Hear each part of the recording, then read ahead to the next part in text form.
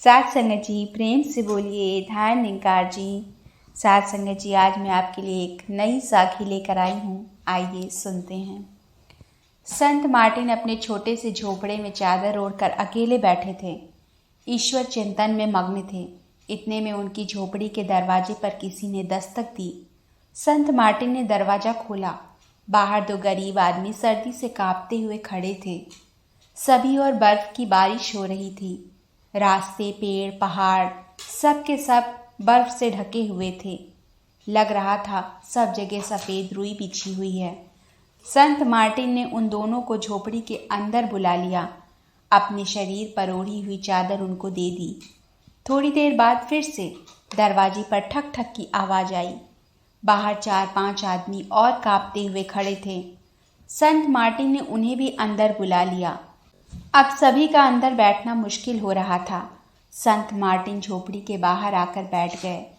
थोड़ी देर के बाद उन्होंने एक और व्यक्ति को देखा। झोपड़ी में जगह नहीं थी, परंतु वह व्यक्ति ठंड से कांप रहा था। उनका हृदय दुखी हुआ। उन्होंने अपने शरीर के वस्त्र उसे दे दिए। लज्जा रक्षण के लिए केवल एक ही वस्त्र शरीर पर रखा। अब एक पेड़ के नीचे बैठकर संत मार्टिन रोने लगे। इतने में सामने से एक शैतान आया।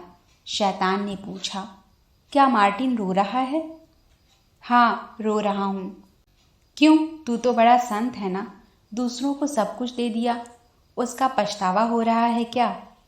नहीं, इसलिए नहीं रो रहा हूँ। तो फिर? मैं अंतिम व्यक्ति को सभी वस्त्र नहीं दे सका, उसका मुझे बहुत बुरा लग रहा है।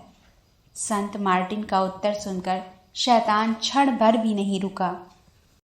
साथ संगत जी कहने का भाव, जो हमारा है वह तो हमें चाहिए ही, परंतु जो दूसरों का है वह भी मुझे मिल जाए, ऐसी इच्छा रखने वाले और नहीं मिला इसके दुख में आंसू निकालने वाले तो बहुत होते हैं, परंतु अपना सब कुछ याचक को दे नहीं पाने पर इसका दुख लेकर आंसू बहाने वाले तो केवल संत ही होते हैं।